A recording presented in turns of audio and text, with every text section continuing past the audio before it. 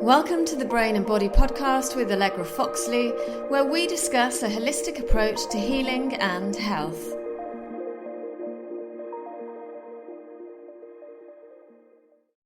Hello everybody, it's my great pleasure to introduce Dr. Rachel V. Gow, a highly respected neuroscientist and neuropsychologist, renowned for her groundbreaking research on the impact of nutrition on brain development and behaviour. Dr. Gow holds a PhD in neuropsychology from King's College London. Her work has significantly advanced our understanding of how diet influences cognitive function, particularly in relation to ADHD and the other neurodevelopmental disorders. Dr. Gow is not only an accomplished researcher, but also a dedicated advocate for public health, frequently contributing her insights to both academic and mainstream media. She's the author of the highly acclaimed book, Smart Foods for ADHD and Brain Health.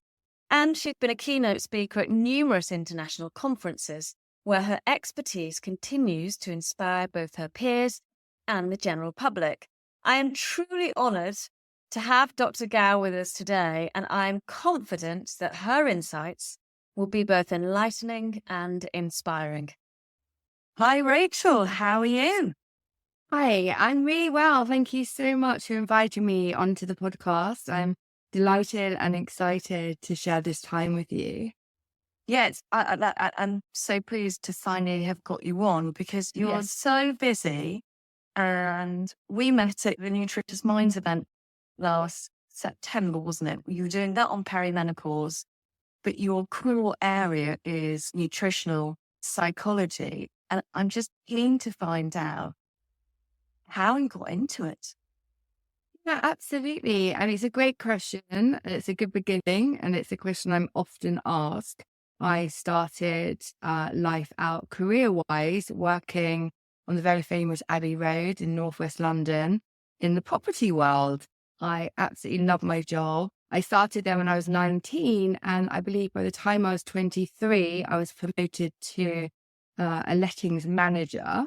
It was great because it was a wonderful opportunity in terms of financially providing for myself and my son. I was able to buy our first home when I was 25. And, from that perspective, it was fantastic. However, my son didn't seem to fit in very well.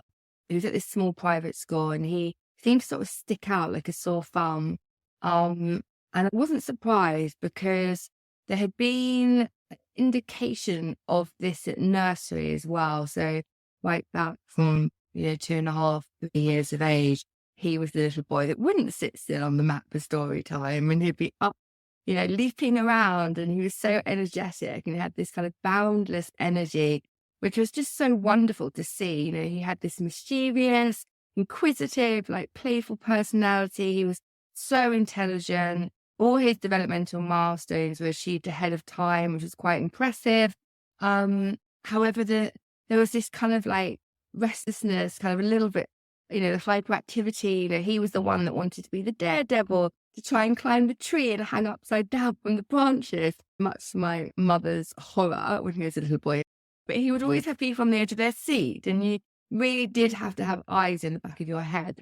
I had great support from my father and my brothers, and Nathaniel as well looked after. But yes, we had these complaints from the school, come and pick him up, or he's been disruptive, or he hasn't finished his schoolwork. He's always tapping when the teacher's talking, and he's being fidgety, and he's doodling, and just one complaint after another, essentially.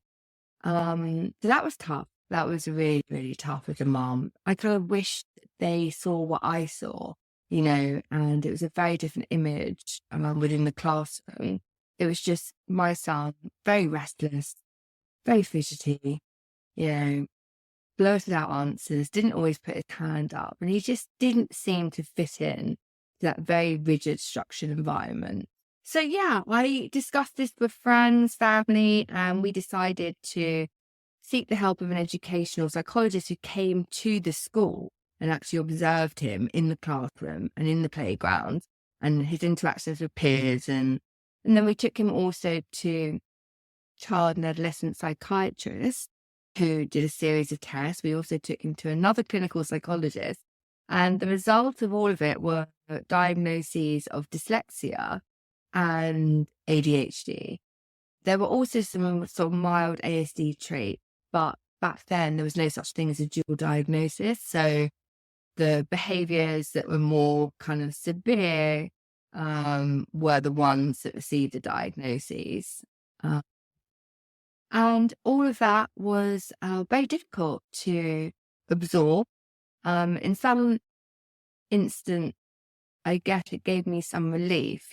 Part of it was like relief, like, oh, okay, this makes sense. It kind of explains a little bit about why he is the way he is. And then I slowly, as the years went on, began to realize that ADHD, autism, there were common threads in paternal family, and things became more understandable in terms of the combination of genetic inheritance and so on and so forth. And then I decided to go to university. I was 28, and I initially thought I'll just do a Bachelor of Science in Psychology. At least that will give me some insight into these neurodevelopmental differences. So I enrolled as a mature student, and then that Bachelor of Science rolled into a Master's of Science at Birkbeck University in psychological research methods. And I was also lucky to work on a phase 3 clinical trial at the Maudsley, which is one of the earliest hospitals for mental health in England. And they invited me to use some of the data for a PhD. So I worked alongside Professor Katia Rubia, who's one of the leading experts in the neuroimaging of ADHD. I was lucky enough that Professor Michael Crawford at Imperial College London reached out to be my external supervisor and trained me on the biochemistry side, the nutritional side of my research. And then I was also incredibly grateful to have the academic advisory of the head of child and adolescent psychiatry, Professor Eric Taylor, who's retired now, but at the time he was head of the Department of Child and Adolescent Psychiatry at the Institute of Psychiatry, King's College London. And there's more, but I think I'll pause there. Your introduction is pretty amazing and has given me lots of questions. Like, first of all, you obviously mentioned the educational system and how you feel that they weren't quite understanding your son. How many years ago was that? And do you feel that the educational system has improved since? Yeah, it's a great question. I mean, obviously, I don't want to critique the education system. I just think there's great and there's poor in every single establishment. I mean, we're going back over 2 decades. So this is a long time ago. And there really wasn't that understanding at all that we have now. If I go on TikTok, I'm going to see something like ADHD within 5 seconds. If I go onto Instagram, because I'm following a lot of people in the ADHD world, I'm surrounded by people with some type of neurodivergence. But yes, there's a lot of understanding. My social media following, I am saturated with exposure to many, many, many different viewpoints on what ADHD means to that individual, their perspective. It's almost to the point of everything has become personified in terms of ADHD has legs of its own. Back then, there wasn't any of that. There wasn't even social media. I had a Nokia phone. I could send a text, and that was about it. There was no picture phones. The camera phones were only just coming out. What's your definition of it? Yeah, that's a good point. Well, the DSM-5 sets the criteria for ADHD. And as a psychologist, I adhere to the DSM-5 classification. However, there is lots of criticism around the DSM-5 in terms of it being maybe male-centric and archaic and, not really incorporating features that are apparent in the modern world, in current times. So I do understand that. I see that perspective. The core features are basically, as a child, we'll start with a child. So age inappropriate behaviors, which is likely due to what's called the maturational delay hypothesis, which is a maturational lag in the development of specific brain regions, which we'll come to later, that can manifest as behaviors that seem out of character, like an 8-year-old. Oh, why is that 8-year-old acting like a 4-year-old? Maybe rolling around on the floor and just being overly excitable and noticeably different from the behavior of his peers. Inattentiveness to the point where, unless that child is really, really interested in that subject, they are either zoning out completely, head in the clouds, daydreaming, or they are highly distractible, picking at threads of cotton on their clothing, or being irritated by the label in the back of their shirt. It's that type of distractibility. Children are often very animated. They will act things out. They will have often like intense detail after watching a movie or having an experience with friends that they want to relay. I found that oftentimes, obviously that's not in the DSM. Talking excessively, interrupting adults, just having no kind of awareness of personal space and boundaries is often something that crops up a lot, but is not in the DSM.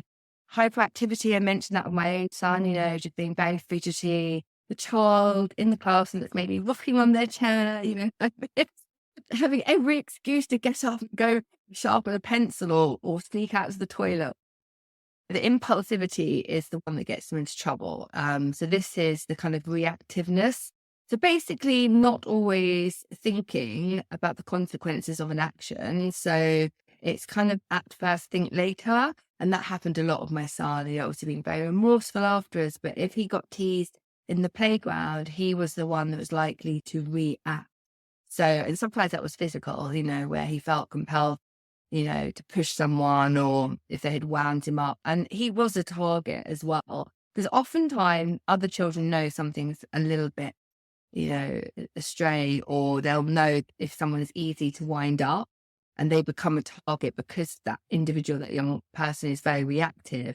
They'll go straight for that, that child. And that's really tough. So my son was constantly getting into trouble, even if it actually wasn't him that had kind of instigated the incident. He was always the target. He was the one that was sent home for 3 days, even just for sort of using language like crap. In the end, everything he did, it was like there was a magnifying glass permanently following him around. It's like, let's see what, Nathaniel's going to do today. It's horrendous. Their self-esteem takes such a battering. And then, of course, without the awareness and knowledge back then that we have now, now people sort of stop and they're like, oh, okay, that child is ADHD. Okay. And if someone is compassionate and empathetic and, intelligent, they will make slight adjustments in their communication skills and, how to get the best from that child, how to not wind them up, how to not put them into positions where they're going to be reactive. And there are lots of ways in which you can create successful outcomes with a child with ADHD. And number one is never, shout at that child. And when you want to give constructive criticism, you're not making it personal. Like my son was told, you're being lazy, you're deliberately being naughty, or it was all deliberate. And the focus was never on his, superlative computing abilities or his phenomenal art, which was just incredible because he had dyslexia. So that attention to detail was, just off the scale.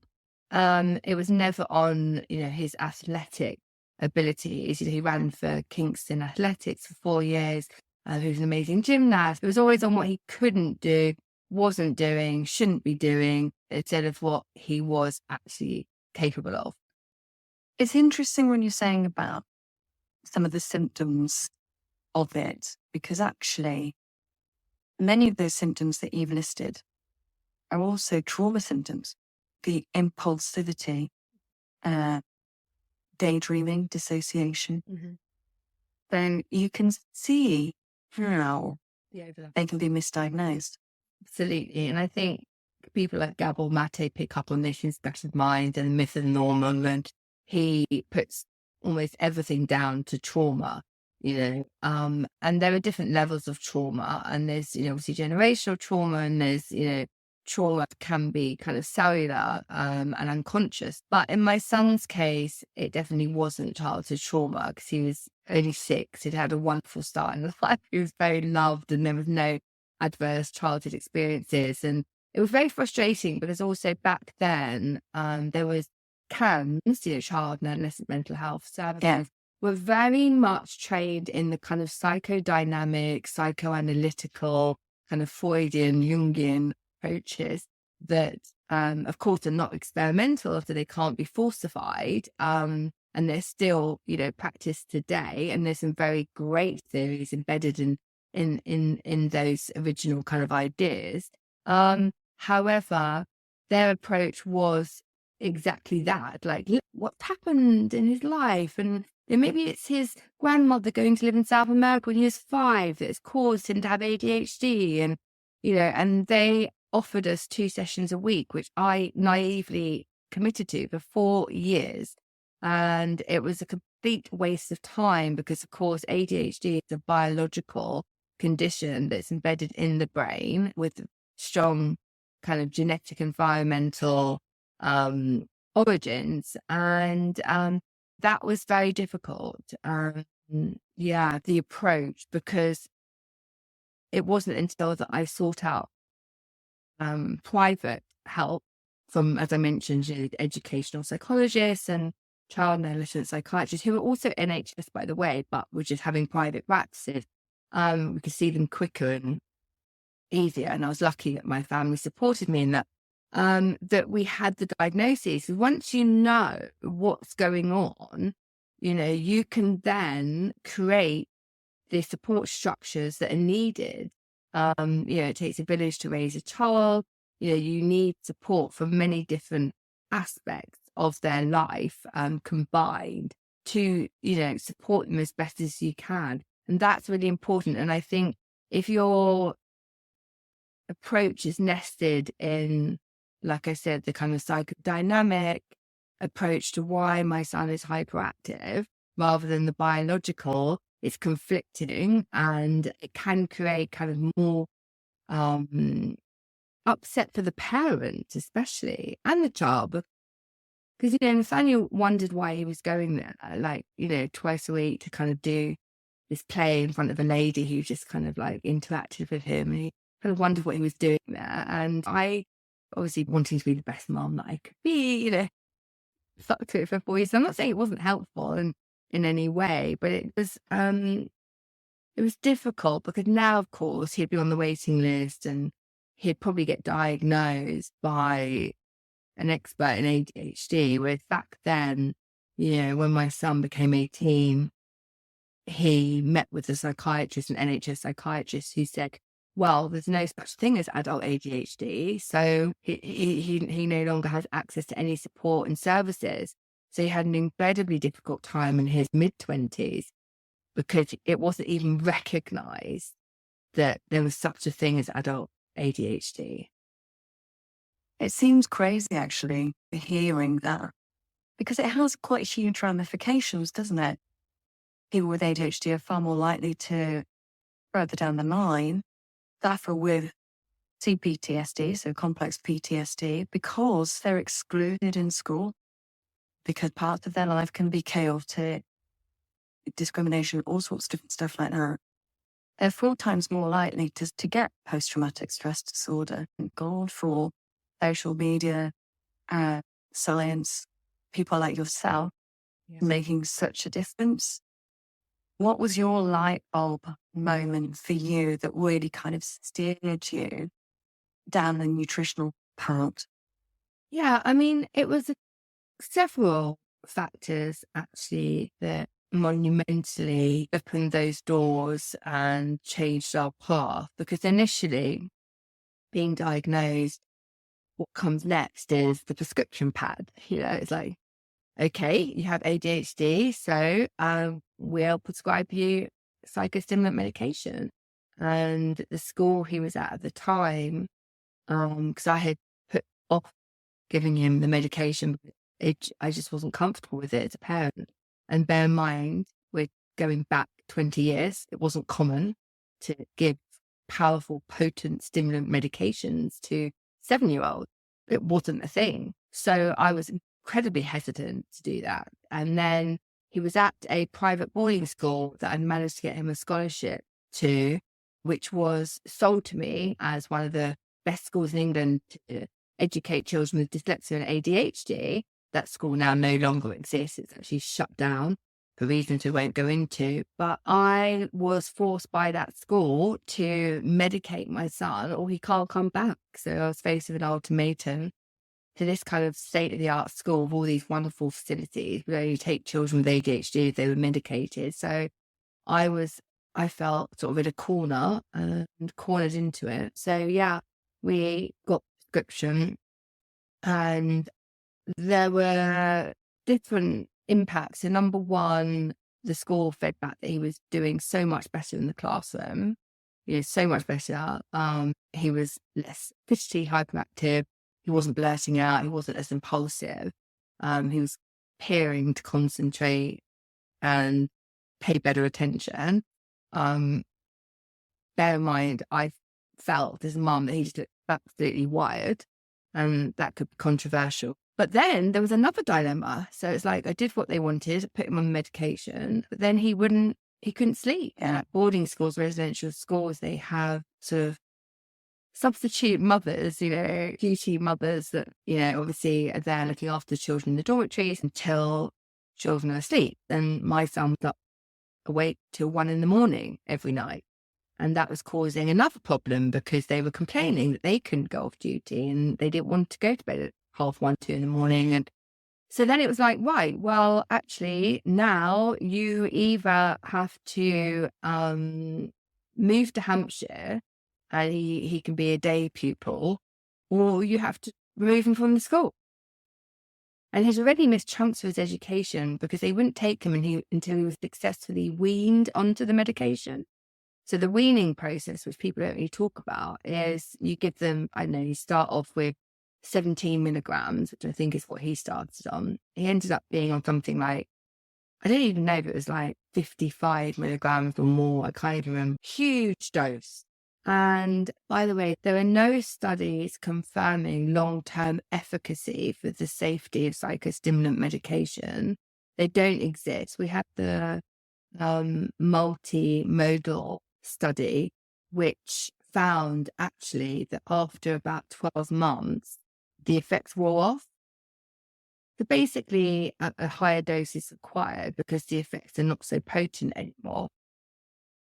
That's similar to pain medication, actually. Ah, okay. Yeah, it's called the multimodal treatment study of children with ADHD, the MTA. They looked at treatment outcomes of different strategies, which included ADHD medication.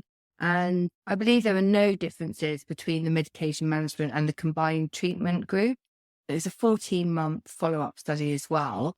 What I find interesting about this as well is, I don't know what you're like after a troubled sleep, but as I said to you at the beginning, before we even recorded this podcast, we got home late last night. Yeah. I haven't had that much sleep, and my brain can't cope if I haven't had that much sleep. So your son's been given stimulants that stimulate the brain. He can't get to sleep until 1 a.m. And he's been given those stimulants to help him focus. But sleep is so fundamental to brain health, body health. It's integral for hormone regulation, etc. So you've got these stimulants, which I think can work for some people, can't they? Because we're all different physiologies, etc.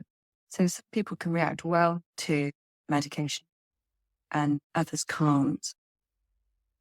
But if your son wasn't getting to sleep until 1 a.m, I'm not surprised that you had alarm bells going, oh my God, how can I help my son? And it just doesn't feel right. Yeah, and it was very difficult because when he was at home at weekends, he wasn't sleeping, he wasn't eating, his emotions were all over the place, and it just wasn't a good fit. We do know that psychostimulant medication can be incredibly effective, and in neuroimaging studies, they found to normalize brain activity in some cases. And that was the work of Professor Rubio. So we know in terms of effect size, like atomoxetine is an effect size of around 0.7. So it's very robust, high, it's effective. It is a stimulant, and the effects are quick. You don't have to wait for like 6 weeks, like some SSRIs, for example. They're almost immediate. And that there's lots of positives in that sense. And obviously every parent wants their child to do well educationally. That is the point here. We know that education is the gateway to future successes, occupational success, job success in terms of choosing a university. Education is, of course, incredibly important, and parents will do all they can to optimize the success of their child's education to safeguard their future. So we know that. However, I don't think they would do it now, but I'd love to hear from parents who are facing a similar dilemma that I did 2 decades ago. Take medication or your son can't come to this school. But in the end, I had to make that difficult choice that my son was one of a third of what's called non-responders, or for whom the side effects were so severe that they warranted discontinuation. So that was clear. He wasn't responding well to the medication, and I had to find alternatives. But in 2/3 of all children, they tend to be able to successfully take the medication throughout their school years. And some parents do have what's called like drug holidays, where they take their child off the medication during the summer vacation so that they can have like a little bit of a break. 'Cause it can, negatively impact growth, and obviously it's an appetite suppressant and so on. There are other more serious side effects.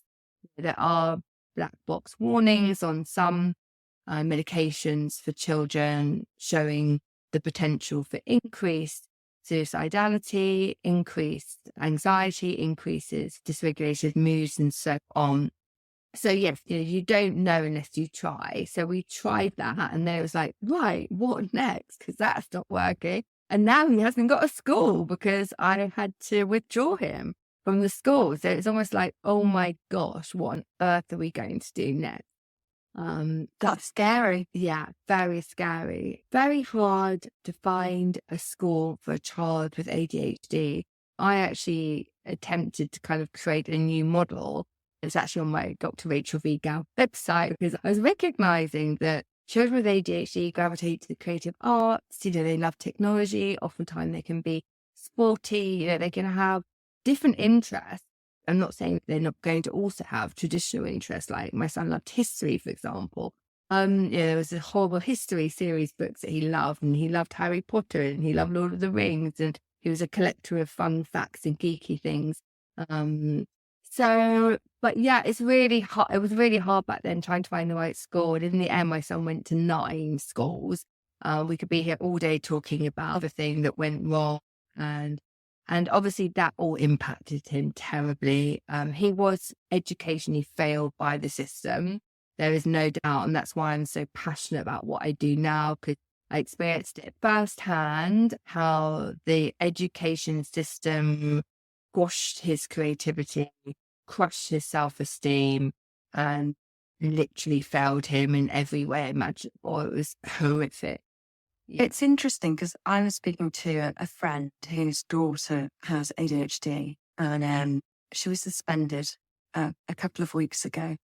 She was given these rules where she had to conform behaviourally, which I said to her, but if you were in employment, it's essentially like constructive dismissal is what the school is doing to the child. They're not going to be able to conform.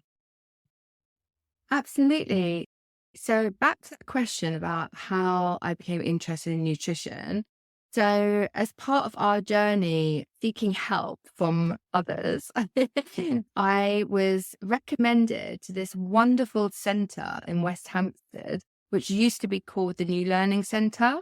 It's now a program called Calmer, Happier, Easier Parenting.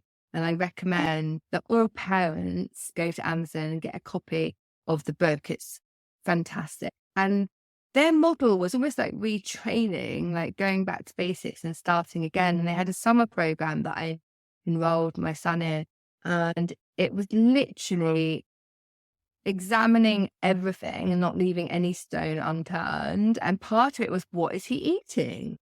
So I had no idea starting out that apple juice may increase hyperactivity. And there were certain additives like yellow 6, which could also potentially increase hyperactivity. And that food additives played quite a key role in children's behaviour, not just children with ADHD, but children generally. So I was learning, and I was learning that, these cordials were, triggering also, and that jams and that food items with high sugar contents. And so I was like, wow, this is all fascinating. And we started my son on an elimination diet. So removing dairy and wheat, gluten, and anything with high sugar, and literally getting into the kitchen, making meals from scratch and starting again. And it was really tough because I'd have to, seek out these ingredients, which again weren't commonplace, and carefully prepare his packed lunches and all his meals. And I had a friend called Fatima who had gone to uni with my brother in Bristol, and she was working for Equisen, a nutraceutical company. And my brother had told her that, some of the difficulties, and she was like, has Rachel heard of omega-3 fatty acids? There's some really interesting research in America showing particularly boys have difficulty absorbing omega-3, and they tend to have insufficient amounts or deficiencies. And maybe you want to look into this, does he eat oily fish and seafood? And I was like, oh, not really, we're not big fish eaters. And when I was pregnant, the advice that kind of filtered through was avoid fish and seafood, which was absolutely ridiculous. That's so true. It was. Yeah. Now, obviously, we know that it's absolutely imperative to preserve the neurocognitive outcomes of the unborn child. Omega-3 is a building block of the baby's brain and retina, and 65% of the non-aqueous weight of the brain is made up of these complex specialized fats called lipids. Around 25% of all neuronal membranes are made up of the omega-3 docosahexaenoic acid, also known as DHA, which are critical for self-signaling neurotransmission across our brain's networks, the regulation of neurotransmitter systems such as serotonin and dopamine. So I didn't know any of this. And I was like, oh, omega-3, that's really interesting. And she's like, I'll send you some. She sent me some in the post, and she's like, follow the instructions on the box and I'll give you a call in about 6 weeks, because it takes about 6 weeks to physiologically alter the red blood cell composition of omega-3. So it's not immediate, it's not methylphenidate, it's nutrition. And nutrition doesn't work in isolation, it works in synergy and is reliant on the intake of other nutrients as well to be absorbed. It's often not what you're eating, but it's what you're absorbing. And there is some evidence suggesting some impairment in enzyme activity required to absorb omega-3s in males. Yeah, because that's what I wanted to find out. What the sex difference is. It to do with your gut microbiome, but it's to do with the enzyme. Yeah, there's the delta 5 and delta 6 desaturase activity, and there's very little research on this. So I think the first was a lady called Keely Brooks, who was also at the Institute of Psychiatry, and she was looking into this. And she found that, I think it was the FADS1 or the FADS2, had some impairment. I wanted to look into it, but I didn't have the funding at the time. But yes, anyway, there seems to be a requirement for higher intake in males. And obviously the biochemical pathway from the head of the omega-3 family, which is alpha-linoleic acid, into the two key highly unsaturated fatty acids, EPA and DHA, is highly problematic. And it's mediated by a multitude of factors, including like your background diet. And omega-3 and omega-6 compete for absorption into our red blood cells. So if you're eating a lot of foods containing soybean oil, for example, and arachidonic acid, which is converted from linoleic acid, then that omega-6 is going to take precedence in terms of being absorbed. The omega-3, if you're taking like a 1 gram fish oil capsule daily, is just not going to make it, because if you're having 12 to 17 grams of linoleic acid from food products that contain soybean oil, that is the omega that's going to be absorbed because of the competition. So that's really important, because a lot of clinical trials, looking into the effects of omega-3 don't have the adequate training in biochemistry, and then they wonder why they haven't got the results that they expected. It's because they're not asking the child or the family, what does the child eat? That you need to first do a deeper dive in a food diary and find out what the background diet of that child is prior to just simply giving them a 1 gram fish oil capsule. For example, when you eat a piece of fish, you don't only get the omegas, but you get all the trace elements that are needed to facilitate absorption into the red blood cell. So you get your iron, your iodine, your zinc, your magnesium, and all of these work synergistically to facilitate absorption. So it's not simply about just taking supplements. It's a lot more complex than that, as is all nutritional research. And I think this is why it's very difficult. One, people don't get the funding to carry out nutritional research. Two, it's highly complex.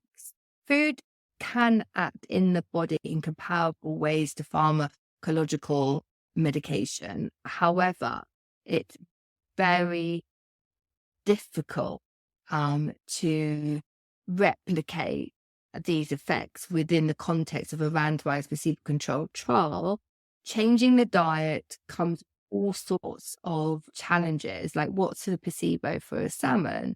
How can I ensure the participant is blinded? So there are a lot of complex challenges, and that's why I ended up at the National Institutes of Health in Bethesda, Maryland, because the study that I wanted to do ordinarily would never get funding in the UK, because unfortunately we're just not as interested in investing in preventative research. I think of all the research funds, only 2% is allocated to prevention. And, people take their health for granted. It's not until they become sick that they actually wake up, open their eyes and gosh, oh my gosh, I've almost been kind of like self-harming, in terms of the food that I've been putting in my body and the toxicity of certain substances that we don't take seriously until it's too late. I think also, you're right, it is self-harm. But the amount of marketing that mainstream, highly processed companies, the amount of money they plow into marketing to kind of almost brainwash people into thinking, this is healthy. I see lots of people on Instagram now, they'll go around the supermarket and it says, low fat, but there'll be lots of sugar in it. And they overcompensate, all the food companies, don't they? So you might think that you're buying something that's healthy, but actually, if you look all in the instructions, there's lots of stuff that's potentially bad for you and that can trigger you and exacerbate symptoms. Yeah, the food industry is a $1 billion industry, and we've got to recognize that. And food can almost be used as a weapon. We get sick while they get richer. And, there are major conglomerates like Nestle and PepsiCo and Coca-Cola and Unilever. And there needs to be more of an ethical compass and integrity in terms of understanding that the habitual consumption of junk and ultra-processed foods, as they're called, lead to the premature development of metabolic disease. And metabolic diseases are, stroke, cardiovascular disease, type 2 diabetes, obesity, and all of these, by and large, are preventable. And guess how? Via the diet. The WHO made that announcement several decades ago that by and large, most metabolic diseases can be prevented via the diet. So taking out, restricting some of these processed foods that contain trans and contain all sorts of hidden nasties that switch on inflammatory markers in the body and the brain and are the disease catalyst for premature development of metabolic disease. There's a really great book by a colleague of mine called Dr. Robert Lustig called Metabolic, which is the truth about processed foods and how it impacts people and the planet.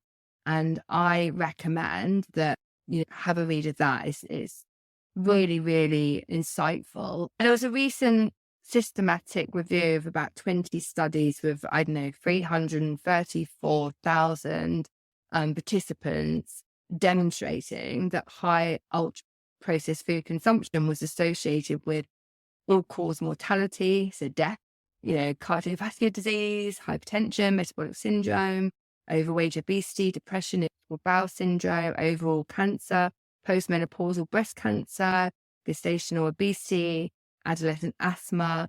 And, the research is there. We know this. We just need the food industry to get on board and to re-engineer their processed foods to promote metabolic health, good health.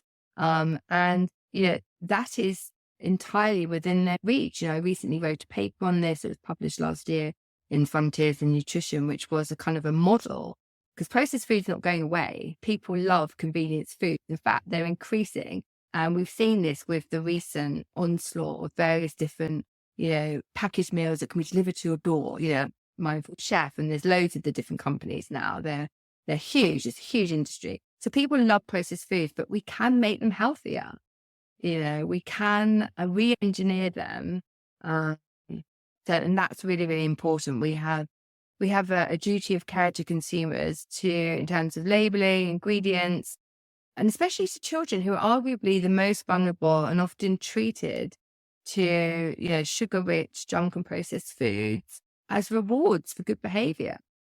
Find non-edible treats. I see 2 and 3-year-olds in a buggy eat crisps and eating, sugar. And it's just very difficult because it's just become so normalized in our culture, and we don't look at sugar as toxic, potentially addictive and harmful. We just look at it as like, oh yeah, have a bag of crisps, have a bag of Skittles. Well, yeah, I think they're now calling Alzheimer's type 3 diabetes, aren't they? Yeah, for sure.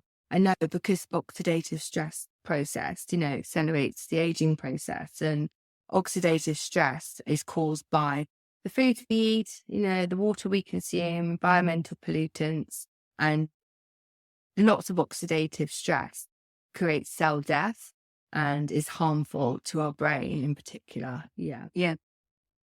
How does early childhood nutrition influence brain development, actually, in relation to ADHD?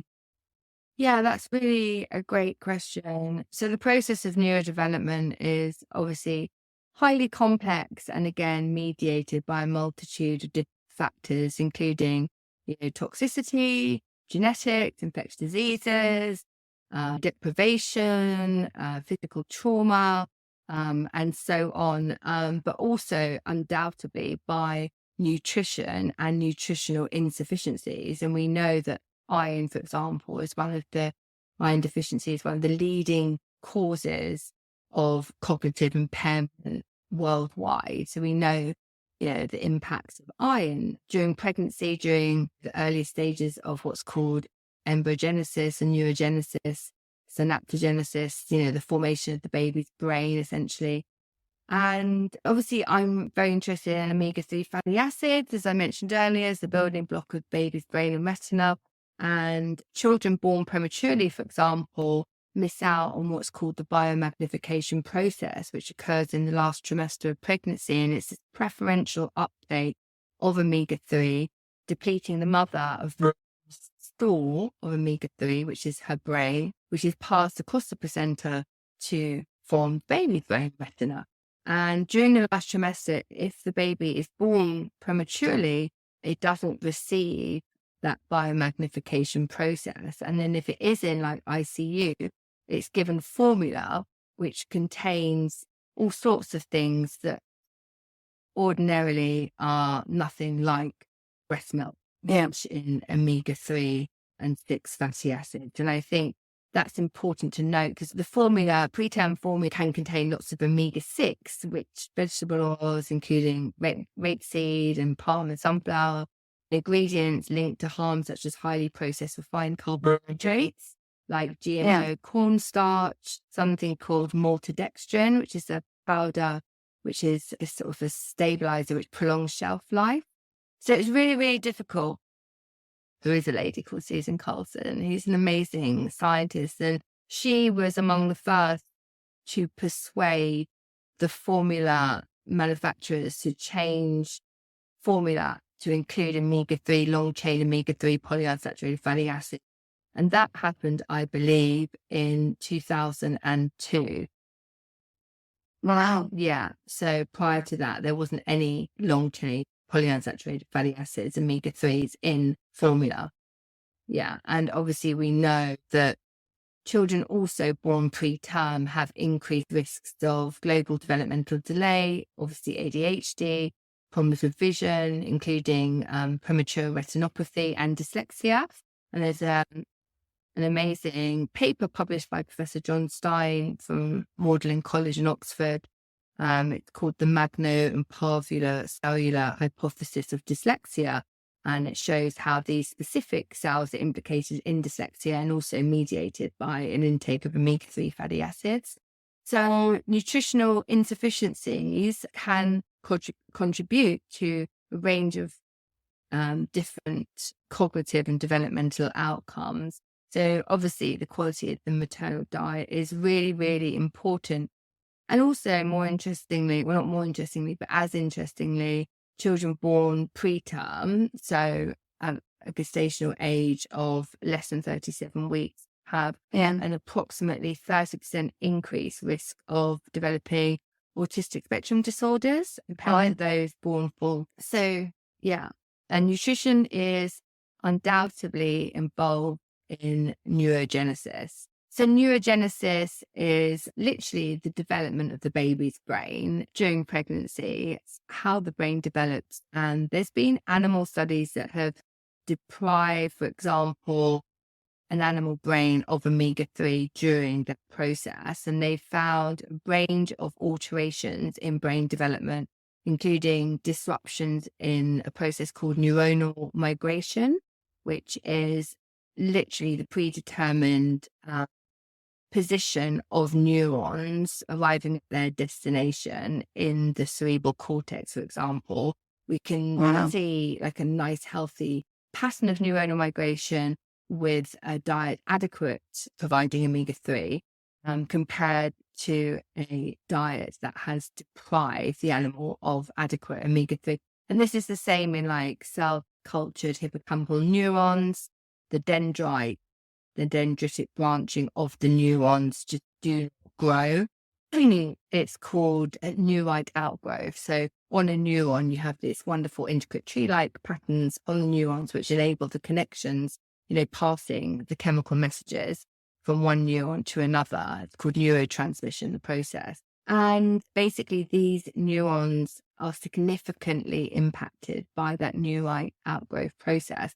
But then when you put omega-3 back into the neurons, the neurite outgrowth is restored. And we also know that deficiency in omega-3 can lead to depletion in dopamine in the nucleus accumbens and the frontal cortex, ranging from 40 to 60% depletions. We also know that there's altered neurotransmitter function. And this is a finding that's been highly replicated in, obviously, in animal research. It's almost impossible to do this in humans because it would be unethical. You can't deprive a fetus of omega-3. But yeah, the mother is depleted of her own store. So it's really important that she has an adequate intake of omega-3 during pregnancy and beyond during breastfeeding, because depleted amounts of omega-3 in the mother's brain also increase the likelihood of postnatal depression. Oh, I didn't know that. That's very interesting. Yeah. And you can look at, there's a paper by Joseph Hibbelin at the NIH looking at maternal fish and seafood consumption and the impacts in relation to increased risk of postnatal depression. But also they did a study with the University of Bristol called the ALSBAC, or the Children of the 90s study, where they recruited a huge number of mothers and charted the health and development of their babies right from sort of pregnancy till the children were 23, 24, 25. I don't know if it's still going on actually, but an amazing study. And they were able to find that mothers that consumed inadequate amounts of omega-3 during pregnancy resulted in a range of adverse developmental outcomes in the children later in life. I think that's very interesting. Yeah. So is postnatal depression lower in Japan, for example? Because I'm assuming maybe they have a higher fish intake. Yeah, he also did that research, and he also looked at risks of suicidal behaviour as well across the globe in different communities which eat greater seafood. And obviously correlation does not imply causation, but if anyone's interested in that research, it's being published. Just type Hibbelin into PubMed and lots of research will come up on all of that and more. Amazing. So you've mentioned sugar. Obviously, that's not good for the brain. But are there any other food groups that you would say definite no's in terms of brain development and people with ADHD should not touch? Yeah, I mean, Dr. Robert Lustig describes sugar as the alcohol of the child because it can set them up for problematic eating behavior later in life as well. And because we know it activates the same reward circuitry as controlled substances, including class A drugs. And they've discovered that through neuroimaging research, that even upon the presentation of a cue, that is a picture of the ultra processed food or sugar or whatever it is, donuts, the brain results in increased activation to activate those same reward circuitry. And I recently evaluated food additives to look at their impacts and potential harms in children. And this is published by Frontiers in Nutrition, but there are a range of synthetic food additives which are linked to children's behaviour, behavioural disturbances, ADHD-related symptoms, hyperactivity. They range from sodium benzoate to potassium benzoate, E471. There's so many different E numbers and colorants and, brilliant blues. And I mentioned yellow 6 earlier. So there's all sorts of specific synthetic food additives that should be avoided. And yeah, they can act as like detergents in terms of wiping out the healthy gut microbiome as well. They can increase risk for what's called gut dysbiosis or leaky gut syndrome. And increasing research is showing relationships now between autism and leaky gut syndrome or gut dysbiosis. And the field of nutritional psychiatry is kind of very much focused on the gut-brain axis, and the health of the gut obviously is critical for the health of the brain. Yeah, the gut-brain axis, I think, is absolutely fascinating, isn't it? Yeah, I mean, obviously, gut microbes play a significant role in the health and disease in terms of regulating the immune system, neuronal functions, creating the neurotransmitter serotonin. We all need that nice, stable serotonin, contentment and well-being. We know that that's made in the gut. And if we do have inflammation in the gut, the amount of serotonin we make can be depleted, which can present as behavioral disturbances, irritability, low mood, anxiety. So it's really important to make sure that the food you're eating is not feeding the pathogenic bacteria residing in your gut and promoting their overgrowth in terms of taking over. The gut is an ecosystem with colonies of, put simply, healthy and bad bacteria. And the foods we eat, often these relationships are symbiotic. So children that come to visit me will have food cravings, like they might be guzzling dairy, unbeknown that they are in fact intolerant to dairy, or they're having a lot of wheat-based products, pizzas and things like that, not realizing they're actually intolerant to wheat and gluten. That's why it's really important to carry out simple nutritional tests to find out because the cravings for the very foods that they're intolerant to are then feeding the pathogenic gut bacteria, promoting their growth, creating gut dysbiosis, depleting the ability to make, neurons that are needed for our well-being and mental health, essentially. Yeah, and it is interesting, isn't it? So serotonin, what is it, 90% is made in the gut? Is that right? And also children with autism and ADHD tend to be overrepresented in relation to being food avoidant, food restrictive. They can be fussy eaters. They don't like different food groups touching on the plate. They like everything separate. They will refuse to eat certain food types. They often gravitate towards the beige foods. They'll only maybe eat 2 or 3 foods. That's right. Colours and textures can really food aversion. trigger them. Yeah, absolutely. And that's very, very interesting. And in fact, a lot of my research has been looking at these complex relationships. I've been collecting data for about 7 years from families who have children with ADHD, ASD, or some other neurodivergence, and collecting all the psychological data, the kind of developmental history data. They're looking at mode of delivery, complications during pregnancy and beyond, and educational history, and whether they have excessive antibiotic intake or all sorts of sleep patterns and food diaries and all sorts. And then their personalized nutrient profile, they gone off to a laboratory in London, the blood draw, and we've measured specific, what I coined brain selective nutrients, so looking at specific nutrients known to help regulate neurotransmitter function, looking to see whether the children have adequate intakes of iron and zinc and magnesium and B vitamins and vitamin D and so on, and then sort of correlating that to their psychological symptom profile or their diagnosis or their eating habits or their sleep patterns and so on. Yeah, it's absolutely fascinating. I mean, this is really the kind of the field of nutritional psychiatry, to better understand the role of nutrition in these different neurodevelopmental conditions and in brain health. And I refer to brain health as opposed to mental health, because mental health can appear to be vague and some kind of imaginary construct which doesn't exist in the brain. It can't be seen neuroscientifically.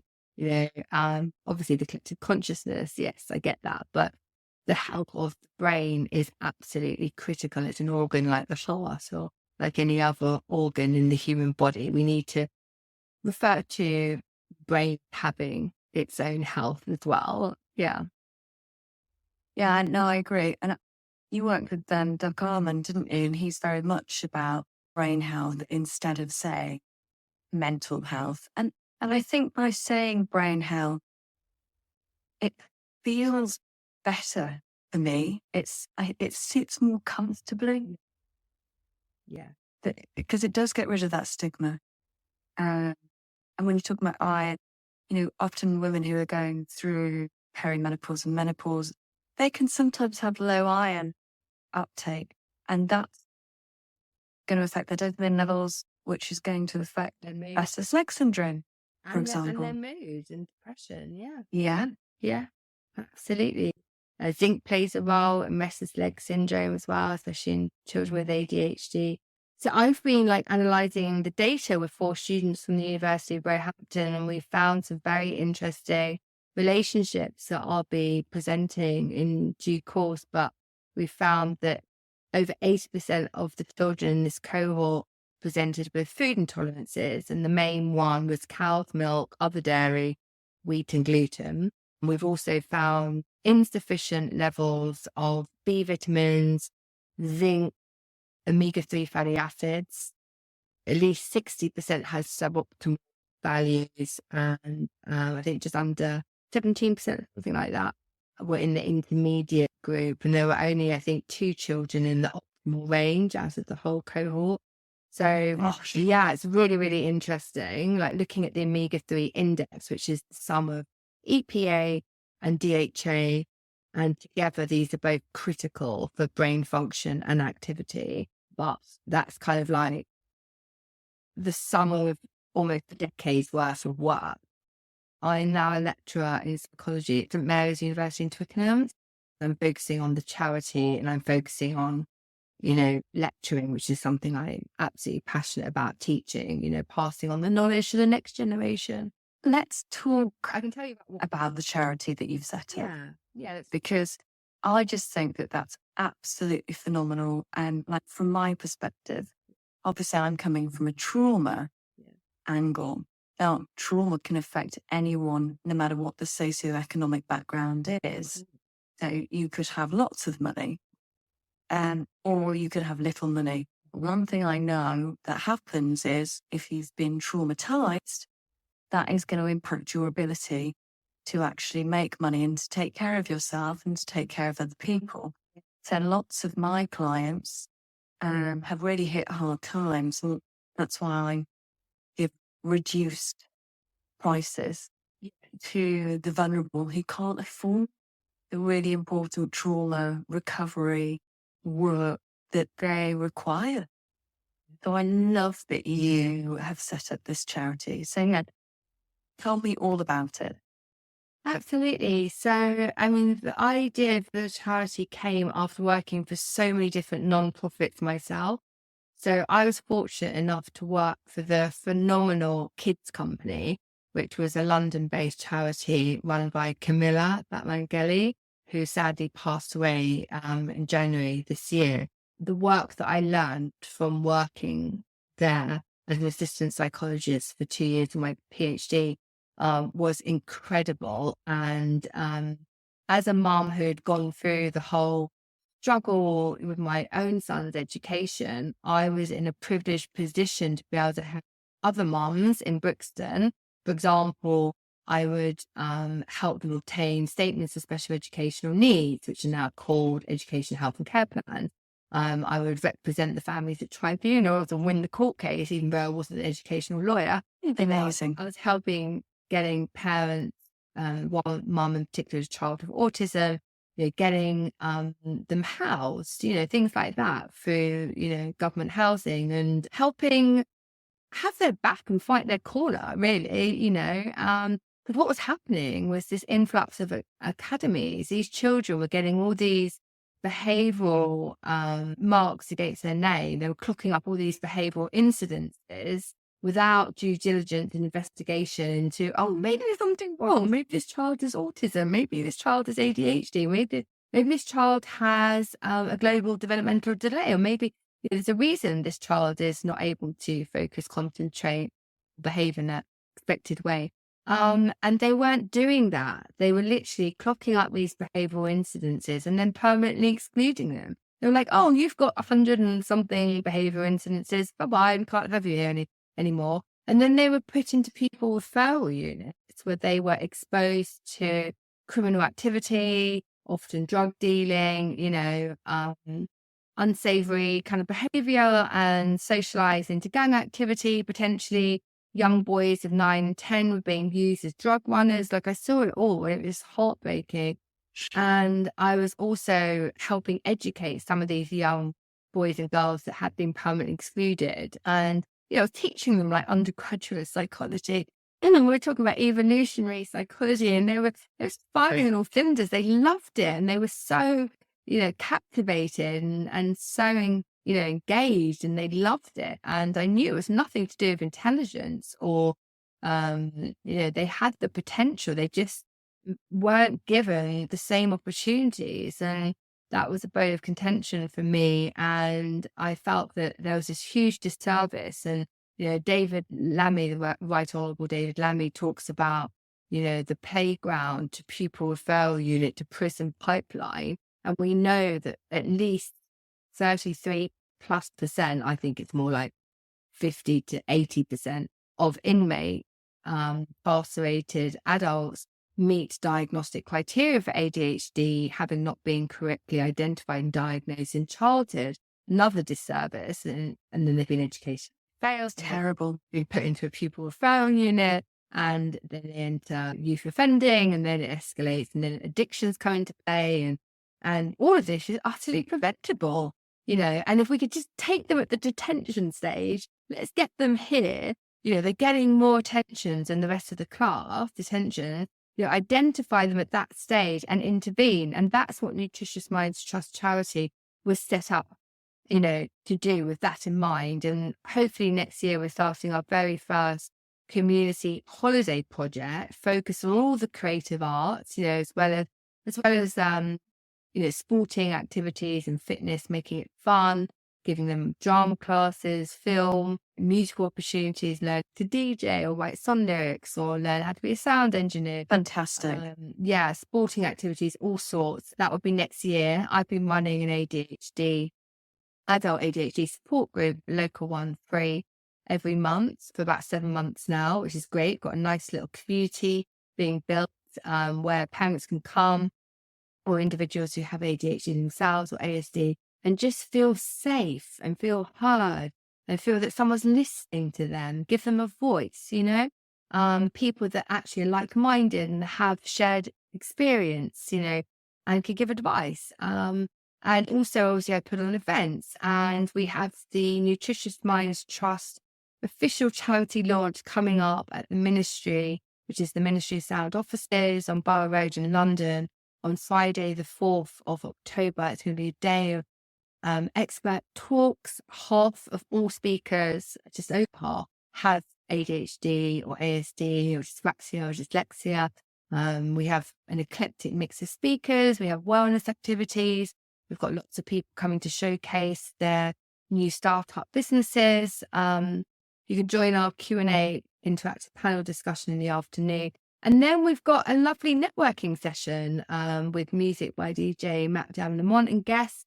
So we've got like an evening session on after the day event. So people can stay, especially if they've travelled from, a distance. They can stay and enjoy drinks and meeting people, networking. And it's going to be a really fun and exciting day. And importantly, it puts Nutritious Minds Trust charity on the map. We want everyone to know who we are.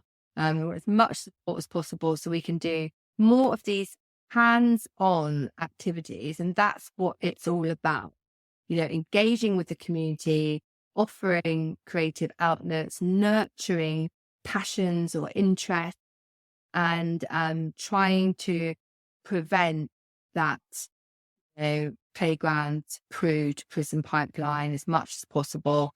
And just support the communities. It's tough being a mum to a child with ADHD or other difference. That was kind of going to be my next question, actually.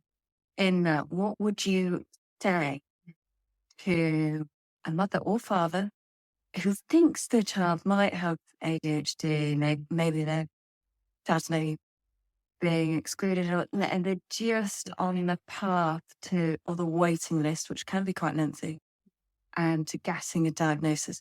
What would you say to them just to help them? First of all, I'd say you're not alone.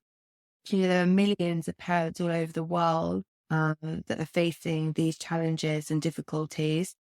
I like to subscribe to the notion that special children are given to very special parents, and it's a journey. And oftentimes we can learn as much about ourselves from our children as they can about us too.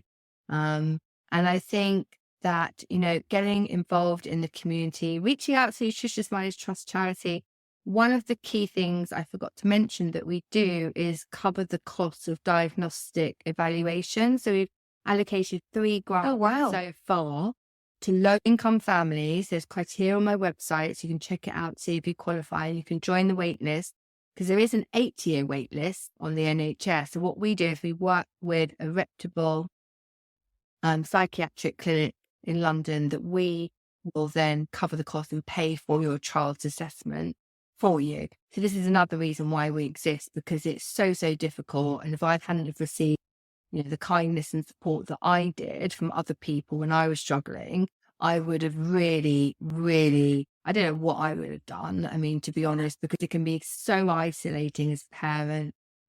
People don't understand, there's that whole social exclusion thing. I had a lot of comments such as, oh, he doesn't really have ADHD, bro. You know, that's just some funny made up label for naughty boys. He just needs more discipline, you know, give him a smack and, you know, you're not doing it. You're not parenting correctly. And I was just like, oh my God. Yes, it's really, really hard. So none of the above is true. And ADHD is not exclusive to any, you know, one person saying with trauma. Like you said, it can impact anyone. And yeah, just get involved, reach out to your community.